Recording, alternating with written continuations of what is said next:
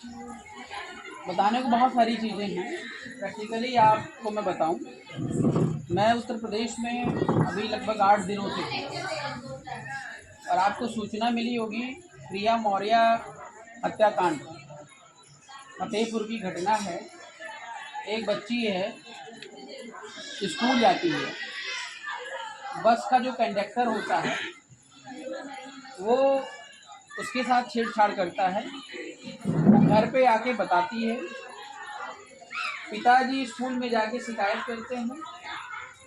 Principal और conductor जो होता है दोनों रिश्तेदार होते हैं। प्रिंसिपल उसके पिता को डांट के भगा देता है, कहता है ये सब बेकार की बातें हैं। अगले दिन जब बच्ची स्कूल जा रही होती है तो फिर उसके साथ ऐसी ही अभद्रता होती है। वो प्रिंसिपल को जाके बताती है। फिर क्या होता है अभी तक इसका खुलासा नहीं हो पाया। तीसरी मंजिल से वो प्रिया मौर्य नाम की लड़की जो है वो कूद करके जान दे देती है। 12वीं क्लास की छात्रा थी। घटना तो किसी के साथ भी हो सकती है ना। हमारी भी बच्चियां, आपकी बच्चियां सब स्कूल कॉलेज आ जा रही हैं। उसके बाद हमारे माननीय मुख्यमंत्री श्री योगी आदित्यनाथ जी की व्यवस्था, और उन्होंने क्या किया। जो स्कूल का प्रिंसिपल था वो दबंग था। कंडक्टर को खाना पूर्ति के लिए गिरफ्तार कर लिया गया और अभी तक लगभग 15 दिन हो गया उसकी गिरफ्तारी नहीं हुई। और उसको बेल करवाने के लिए पुलिस पूरी तरह से मदद कर रही है। जो पीड़ित परिवार के साथ लगा 41 लोगों के नाम FIR हो गया कि आप इनके साथ खड़े मत रहिएगा। और अभी तक जो है कोई उनके दरवाजे पर ऐसा व्यक्ति जो प्रशासन की तरफ से पूछने नहीं गया कि तुम लोगों को किस चीज़ की ज़रूरत है।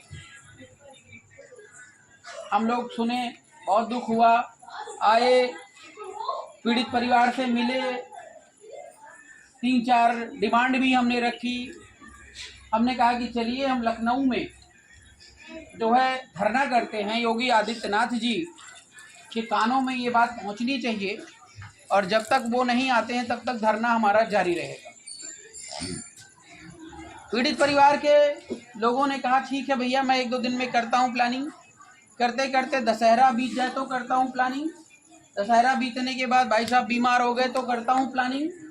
आज लगभग 15 दिन हो गया। पीड़ित परिवार का जो व्यक्ति है वो राजनीतिक नहीं है, उसके पिता राजनीतिक नहीं है, वो राजनीति नहीं जानते, ना लड़ना जानते, ना एप्लीकेशन लिखना जानते हैं। अगर वो हमारे साथ खड़े हो जाएं तो मैं उनको न्याय आज दिला सकता हूं, लेकिन वो खड़े होने को राजी नहीं है। जानते क्यों? क्योंकि मानसिक सोच की बिटिया तो चली गई, तो लड़के क्या करें। वो दूसरी बिटिया को बचाने के चक्कर में नहीं है, इतने जागरूक नहीं है कि मेरे साथ तो हो गया, मेरी और 2 बिटियां हैं, उनके साथ ऐसी घटना ना हो, इसकी लड़ाई हम लड़ लें। आपने कभी कभी देखा होगा कुछ बच्चे ऐसे होते हैं जिनके पिता और भाई या घर परिवार को मार डाला जाता है तो आगे चल के बड़े क्रांतिकारी हो जाते हैं।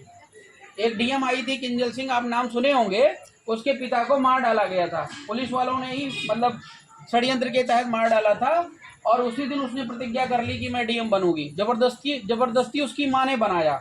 और बताती है अपने इंटरव्यू में कि मुझे मैथ वगैरह नहीं आता था, लेकिन मैथ वगैरह में पूरा रट लेती थी, जोड़ना घटाना नहीं आता था, बस एक स्टेप के बाद दूसरा क्या आएगा वो याद कर लेती थी, इतना उसका दिमाग तेज था।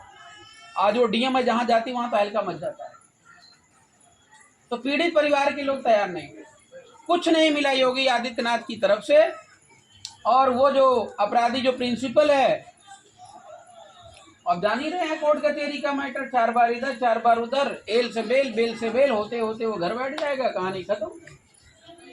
ये मेजर समस्या, मैं एक उदाहरण दे रहा हूँ, समस्याएं तो अनेकों अनेक हैं। और अभी कल परसों की बात है, बहराइच की घटना आपने देखी होगी, देखी ना, पूरा बहराइच जल रहा था। जानते हैं वहां पे क्या हुआ था? TV चैनल वाले तो आप जानते हैं कि समस्या को बढ़ाते हैं। जब भी आप देखोगे तो पूरी की पूरी जो घटना होती है वो साजिशन होती है, प्लानिंग के तहत होती है कि आपको दिखाएंगे हम क्या। और जैसा हम देखते हैं टीवी में वैसा मान लेते, क्योंकि ना हम वहां देखने जा रहे हैं ना आप देखने जा रहे हैं। वहां पर एक लड़का था, वो साइड का एक घर था, उस घर पे मुसलमानों का झंडा लगा हुआ था। आपको पता है कि ये भारत देश सबका है, सबका है ना, चाहे हिंदू हुआ, चाहे मुसलमान हुआ, चाहे सिख हुआ, चाहे ईसाई हुआ, संविधान सबको इजाजत देता है। कौन बजरंग बली को मान रहा है और कौन जो है बुद्ध को मान रहा है, कौन जो है अल्लाह अकबर को मान रहा है, ये उसकी व्यक्तिगत मामला है, ये सरकार का मामला नहीं है, नहीं है ना। लेकिन सरकार बहुत इंटरेस्ट ले रही है आजकल इसमें, हिंदू मुस्लिम की जो लड़ाई है उसमें बहुत इंटरेस्ट ले रही है। और अगर यही जो बाई इलेक्शन हो रहा है, अगर ये बाई इलेक्शन नहीं होता तो ये जो बहराइच वाला कांड है वो होता ही नहीं। 17 से 18 साल का बच्चा जो है मुसलमान के दरवाजे पे चढ़ जाता है और चढ़ करके उसका जो झंडा लगा होता है उसको उखाड़ के फेंक देता है और वहां पे गाड़ देता है भगवा झंडा, कहता है जय बजरंग बली। आपके दरवाजे पर अगर यहाँ पे कोई झंडा लगा हुआ है बजरंग बली का, कोई मुसलमान चढ़ करके अगर इसको उखाड़ के फेंकेगा तो आप क्या करेंगे, मुझे बताओ, क्या करेंगे? पूरा प्रयास करेंगे कि उसको मार डालें या काट डालें, जो भी हो सकेगा। अपनी अपनी कट्टरता है, तो उस कट्टरता के चलते मुसलमानों ने उस लड़के को तुरंत भून दिया। लाइसेंसी हथियार तो नहीं होता है, लेकिन बिना लाइसेंस वाले औजार सबके पास लगभग होते हैं। सरकार ढूंढ नहीं पाती है, अब उसको मार दिया, अब इस पे बवाल हो गया और इतने पर योगी आदित्यनाथ की फोर्स तैयार हो गई। योगी आदित्यनाथ की फोर्स जैसे लग रहा है कि अभी पाकिस्तान में एंट्री कर देगी, मतलब ऐसा दिखाया जा रहा है कि योगी आदित्यनाथ का धमाका चल रहा है, योगी आदित्यनाथ आ गए, अब चिंता करने की जरूरत नहीं है, बस मैं आ गया, मतलब समझ रहे हैं ना। हिंदू मुस्लिम के जो तरीके हैं उसको ऐसा उठाया जाता है कि अभी इलेक्शन आ रहा है तो सारे हिंदू जो है बीजेपी को वोट दे देंगे। बात समझ में आ गई ना। तो ये हमारे देश में चलता है। योगी आदित्यनाथ जी उनके परिवार वालों को मिलाए बैठे और उस बच्चे के नाम पर 10 लाख रुपए, बात समझे, योगी आदित्यनाथ ने बच्चे के नाम पे 10 लाख रुपए बिना मांगे जारी कर दिया। प्रिया मौर्य के नाम पे 1 रुपया फूटी कौड़ी नहीं दिया, क्योंकि वो जय बजरंग बली के नाम पे मरी नहीं थी, इनकी राजनीति के नाम पे शहादत नहीं हुई थी। बात मेरी समझ रहे हैं ना। 10 लाख रुपए दिए, उसके बाद योगी आदित्यनाथ बोले कि नहीं कोई नहीं बचेगा। पुलिस वाले रिवॉल्वर लेकर ऐसे दौड़ा के ढूंढ रहे, मार रहे हैं। मतलब क्या चल रहा है, ये राम राज है जंगल राज है? आप ये मुझे बताओ, मुझे उत्तर प्रदेश का मुख्यमंत्री बना दीजिए, परिंदा भी पर मार दे तो बता देना, लेकिन अगर मैं ही परिंदा बन के उड़ूंगा चारों तरफ तो बचाएगा कौन, मुझे बता दीजिए। तो दंगा करवाने वाले भी वही होते हैं, उसके बाद आपको मरहम लगाने वाले भी वही होते हैं। ये व्यवस्था पिछले 75 सालों से चल रही है।